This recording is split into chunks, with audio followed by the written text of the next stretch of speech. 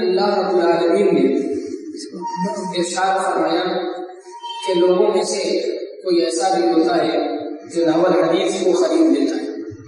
لیضل عن سبیل اللہ بغیر علم، تاکہ وہ لوگوں کو اللہ کی راہ سے بغیر علم کے گمراہ کرے، وَيَتَّخِذَهَا هُزُوًا، اور اس راہ کا مذاق بھی اڑاتا ہے، اولئک لهم عذاب مہین، ایسے لوگوں کے رسوا کو نہ جائے۔ اس آیت میں اللہ رب العالمین نے نحو الحدیث لفظ کا استعمال کیا، جس سے مراد گانا بجانا یا آلات موسیقی کا استعمال کرنا،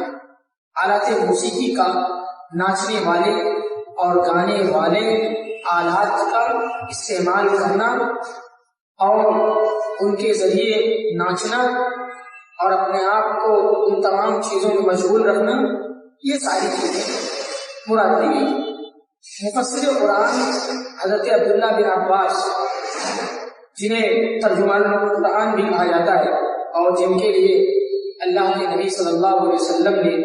دعا بھی کی تھی کہ اللہم علمہ التأویل وفقہہ فی الدین، کہ اللہ تو ان کو قرآن کی تفسیر کا علم بھی عطا کر اور ان کو دین میں سمجھ بھی دے۔ ان سے بھی جب پوچھا گیا کہ نحو الحدیث سے مراد کیا ہے تو انہوں نے بھی فرمایا کہ گانا بجانا اور آلات موسیقی کا استعمال کرنا۔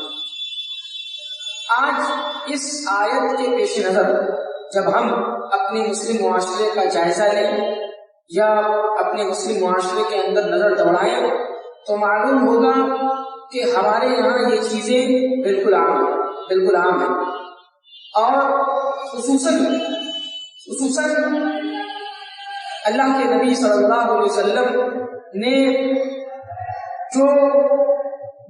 مرد اور عورت کے لیے ایک بہترین طریقہ رائج کیا، نکاح جیسی عظیم سنت کو اس دنیا کے لیے ایک اچھی سنت بنا کر اس کو نافذ کیا، آج ہم نے اپنے نکاح میں اور شادی بیاہ کے ماحول میں ہم نے گانا بجانا اور ناچنا یا یہ تمام چیزیں ہم نے اپنے آج شادی بیاہ کے ماحول میں عام کیا۔ تقریباً ہر مسلم معاشرے کے اندر یہ چیز دیکھنے میں آتی ہے، یا یہ کہ ہر مسلم محلے میں یہ چیز دیکھنے میں آئی کہ کسی کے یہاں شادی بیاہ پڑا، شادی ہوئی تو ان کے یہاں رات میں ناچ ہوا، رات میں گانا گایا گیا، اور اس طریقے سے جو ہے وہاں پر بے حیائی اور برائی کو دعوت دی گئی۔ حالانکہ شریعت نے یہ جو سنت کو عام کیا، یعنی نکاح جیسی عظیم سنت اور اس کے بعد ولیمہ کرنا، یہ بہت ہی بابرکت چیز ہے۔ اللہ رب العالمین نے ان کے ذریعہ مرد اور عورت کی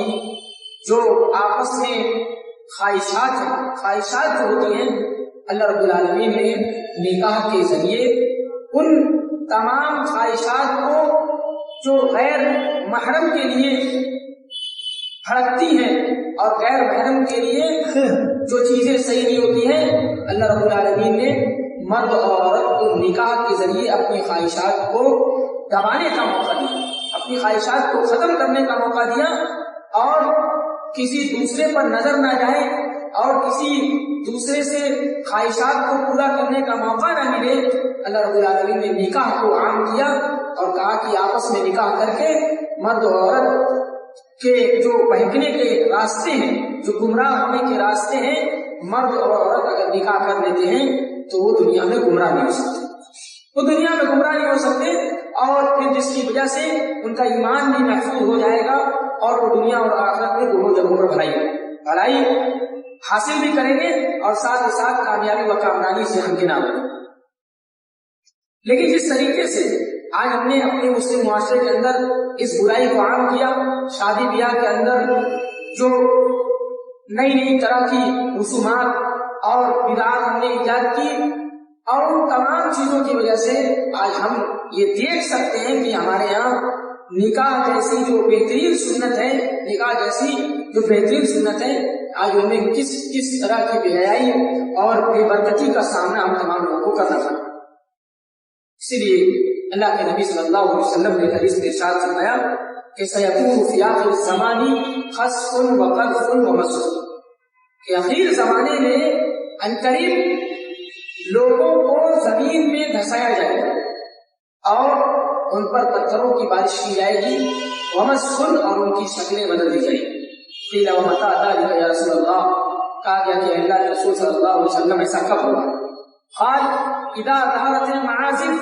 والقینات واستحلت الخمر، کہا اللہ کے نبی صلی اللہ علیہ وسلم نے کہ جب آلات موسیقی پھیل جائیں، جب گانے بجانے کے آلات اور ناچنے کے لیے جو آلات بنائے گئے ہیں جب وہ پھیل جائیں گے معاشرے کے اندر،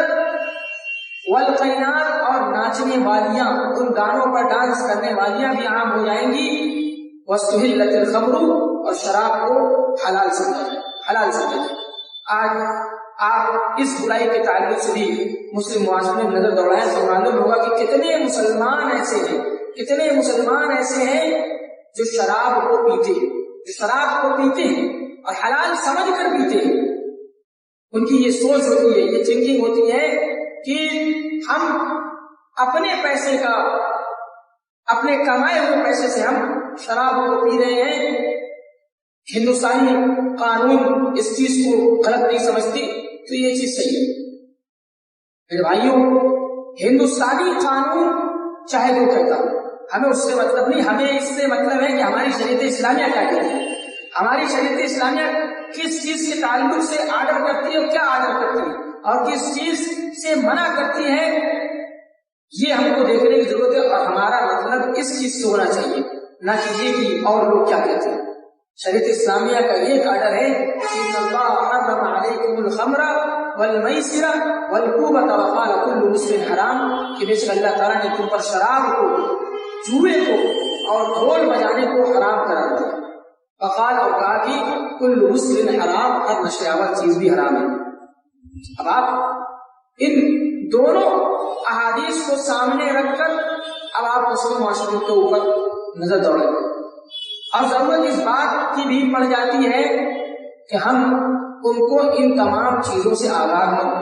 ان کو یہ بتلائیں کہ شریعت اسلامیہ نے جن چیزوں سے منع کیا اور جن چیزوں کو امت اسلامیہ کے اوپر حرام قرار دیا تو وہ چیزیں واقعی حرام ہیں اور ان کو حرام سمجھنے کی ضرورت ہے۔ جس نے حلال سمجھ کر کیا تو وہ تو گناہ کبیرہ کا ارتکاب کر بیٹھا۔ ان تمام چیزوں کو سمجھانے کی ضرورت ہے۔ آج مسلم معاشرے میں یہ چیزیں دیکھی جاتی ہیں اور بہت سارے لوگ، دیکھیں انسان مختلف ذہن ہوتے ہیں، کوئی کسی مائنڈ کا ہوتا ہے، کوئی کسی ذہن کا ہوتا ہے، لیکن کسی برائی کو جب ہم دیکھیں کسی کو کرتے ہوئے تو اس کا طریقہ یہ نہیں ہونا چاہیے کہ ہم مار کر یا ڈانٹ ڈپٹ کر یا کوئی ایسے طریقے سے سمجھائے کہ سامنے والا چڑ جائے اور وہ اس برائی سے دور ہونے کے بجائے، ہٹنے کے بجائے وہ اس برائی پر جو ہے ضد پکڑے کہ نہیں ہم یہ برائی کریں گے۔ نبی کریم صلی اللہ علیہ وسلم کا یہ طریقہ تھا، بہت آسان طریقہ تھا کہ سامنے والے کو بہت پیار سے سمجھاتے تھے کہ بھائی اللہ اور اس کے رسول صلی اللہ علیہ وسلم کا یہ ارشاد ہے، ہم بھی اسی طریقہ کار کو اپنے عمل میں لائیں اور یہ کوشش کریں کہ سامنے والا اور سامنے والے کا ذہن کیسا ہے، ہم سامنے والے کو کیسے سمجھا سکیں۔ سب سے بہترین جو طریقہ ہے وہ یہ کہ آسانی سے، نرمی سے بھی سمجھائیں، کیونکہ حدیث کے الفاظ بھی ہیں کہ بشروا ولا تنفروا، کہ آپ خوشخبری دلاؤ لوگوں کو خوشخبری دلاؤ، نفرت مت دلاؤ کہ آدمی دین سے بھاگنے لگے، اسلام سے بھاگنے لگے، دینی احکام سے بھاگنے لگے اور دینی جو نوائی ہیں ان سے بھاگنے لگے اور ان کے حدود سے جو ہے آگے نکل جائے۔ ان تمام چیزوں کا خیال کرنا چاہیے اور جو بھی برائی اپنے مسلم معاشرے کے اندر دیکھیں تو اس کے لیے ہماری یہ سوچ ہونی چاہیے کہ ہم اس برائی کو حد تک امکان جیسے بھی ہو سکے اور جتنی بھی ہمارے اندر طاقت ہو سکے ہم اس کو روکنے کی کوشش کریں اور جو ہمارا روکنے کا طریقہ ہو تو بہت ہی اچھا ہونا چاہیے، دین کے مطابق ہونا چاہیے، تاکہ ہمارا کام بھی ہو جائے اور سامنے والا دینی راستے پر آ جائے، دینی ٹریک پر آ جائے۔ اللہ رب العالمین سے دعا ہے کہ ہم تمام لوگوں کو دینی احکام پر چلنے کی توفیق دے اور ہم تمام لوگوں کو زیادہ سے زیادہ برائیوں سے بچنے کی توفیق دے۔ آمین۔ وآخر دعوانا الحمدللہ رب العالمین۔